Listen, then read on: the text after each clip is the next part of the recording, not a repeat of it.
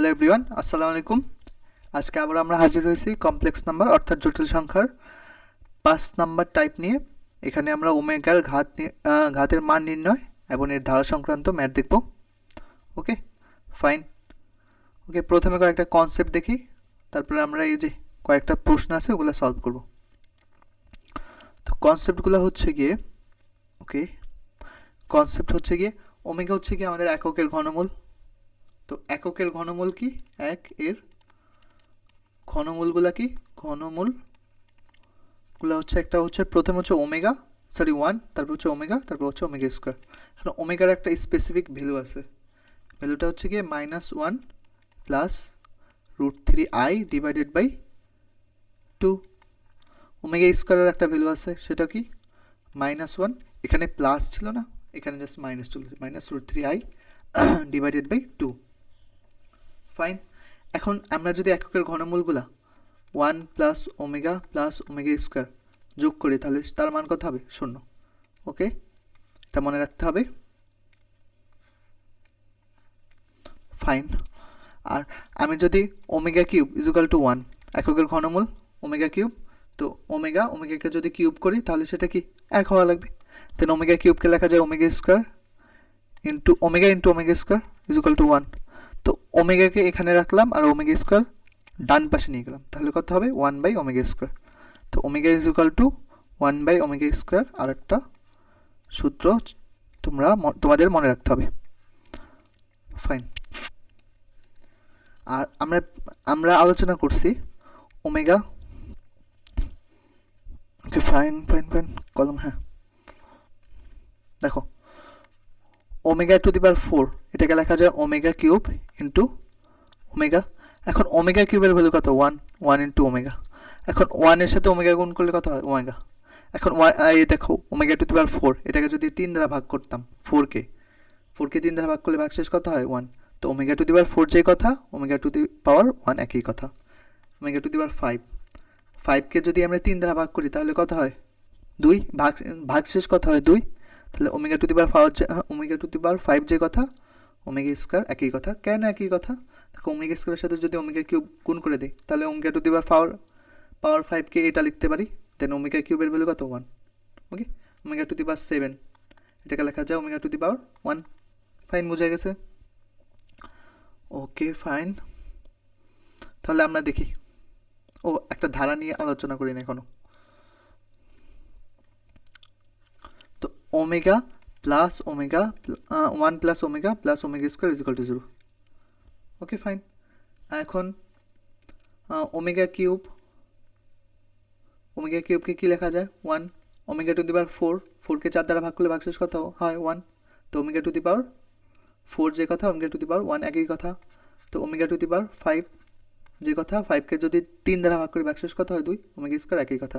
তো omega cube plus omega to the power 4 plus omega to the power 5 is equal to কে লিখতে পারি কি? 1 প্লাস এই যে omega plus omega square. Then এটার ভ্যালু কত পেলাম? 0। তো আমার মোদ্দা কথা হচ্ছে কি, ওমেগাগুলা যদি 3টা ওমেগা যদি যোগ আকারে থাকে এবং তাদের পাওয়ার ক্রমিক পূর্ণ সংখ্যা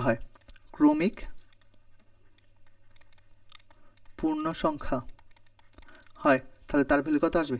0 আসবে। ফাইন, বোঝা গেছে? ওকে, তাহলে আমরা নেক্সট ম্যাথে আগাইতে পারি। ওকে, নেক্সট ম্যাথ। ওকে, এখানে কি বলছে? আলফা ইজ ইকুয়াল টু কিছু একটা দেওয়া আছে। আলফা ইজ ইকুয়াল টু দেওয়া আছে হচ্ছে -1 প্লাস -√3 ডিভাইডেড বাই 2। ওকে, আর বিটার ভ্যালু কত দেওয়া আছে? -1 -√3 ডিভাইডেড বাই 2। ওকে, -1 প্লাস এই যে √-√3। এখন √-√3 যে কথা, √-1 ইন্টু √3 একই কথা। √-1 এটার ভ্যালু কত? i। তাহলে √-3 ইন্টু i। ওকে, আইটাকে এখানে আমরা লিখলাম। তো √-3কে লেখা যায় √3 বাইরে i ডিভাইডেড বাই 2। আর সিমিলারলি -1 √-3কে লেখা যায় √3i ডিভাইডেড বাই 2। একটু খেয়াল করো, এটা কিন্তু ওমেগার ভ্যালু। এটাকে আমরা শিখলাম, ওমেগার ভ্যালু কত ছিল? ওমেগার ভ্যালু ছিল -1 plus √3i divided by 2।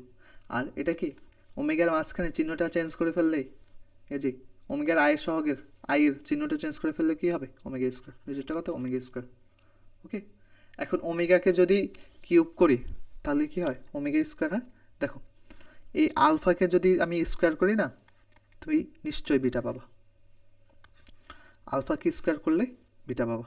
Okay fine, তেমন ওমেগাকে স্কোয়ার করলে কি পাবো ওমেগা স্কোয়ার পাই, তেন ওমেগা স্কোয়ার হচ্ছে এটা। Okay, omega square is equal to এই যে বিটা না, ফাইন। ওকে, আর ওমেগাটা কি ছিল, এই ওমেগাটা কি ছিল এক্সের ভ্যালু না আলফার ভ্যালু না, alpha is equal to omega. Okay, তোমরা বুঝো নাই হয়তো বা, তো আমরা কি পাইছি beta is equal to omega square, এই যে এখানে এখানে এই লাইনটা। তো আবার ওমেগা কি ছিল ওমেগা ইজ ইকুয়াল টু কী ছিল আলফা না, তো beta is equal to alpha বা alpha is equal to beta, একই কথা। আলফা ইজ ইকুয়াল টু কই alpha is equal to beta, oh sorry alpha square is equal to beta.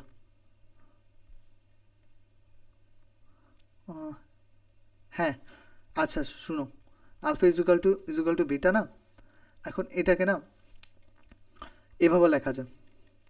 দেখো omega square এটাকে যদি আমি কিউব করি স্কোয়ার করি তাহলে কি হয় ওমেগা টু দি পাওয়ার 4।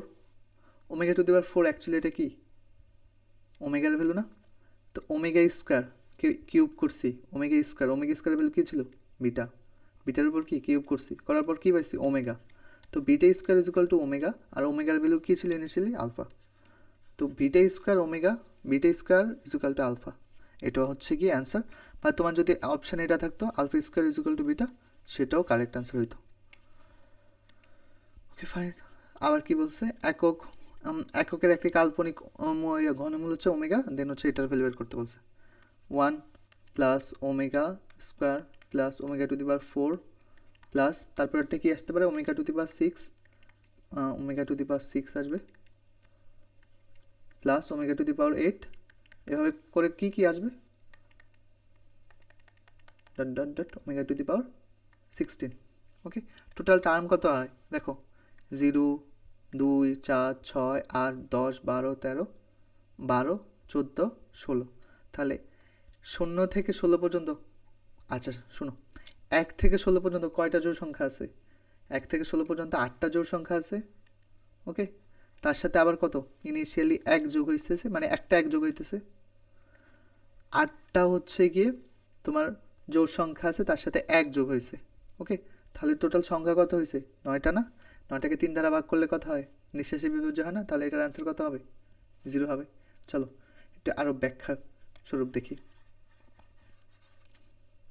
এটা আমি একটু ফুল লিখি।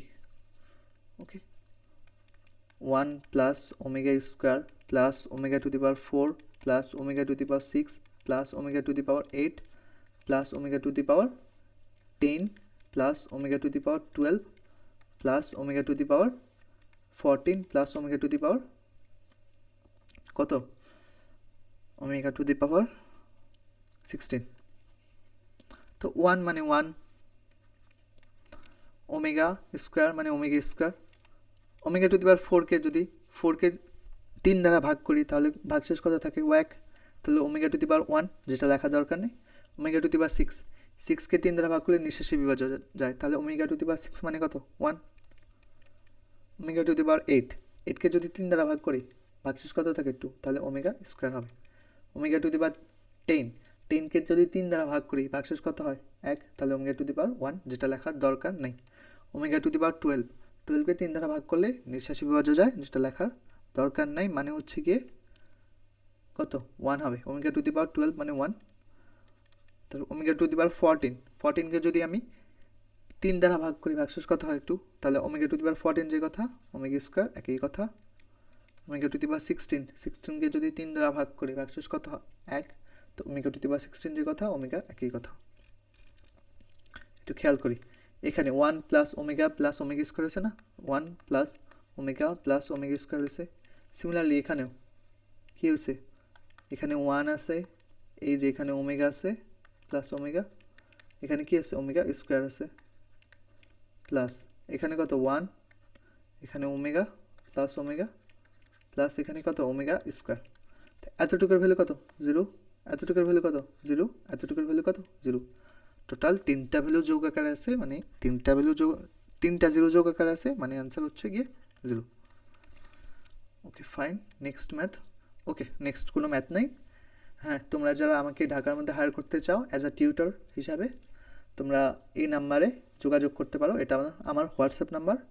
তোমরা চাইলে আমার পার্সোনাল ফেসবুক প্রোফাইলে যোগাযোগ করতে পারো। আমি আমার লিঙ্ক ডিসক্রিপশন বক্সে দিয়ে রাখবো। হ্যাঁ, location Uttara, all over Dhaka. Uttara হলে ভালো হয়, আর অল ওভার ঢাকাতেও আমি টিউশন করাবো, অসুবিধা নেই। ওকে ফাইন, সবাই ভালো থেকো। আল্লাহ হাফেজ, আসসালামু আলাইকুম।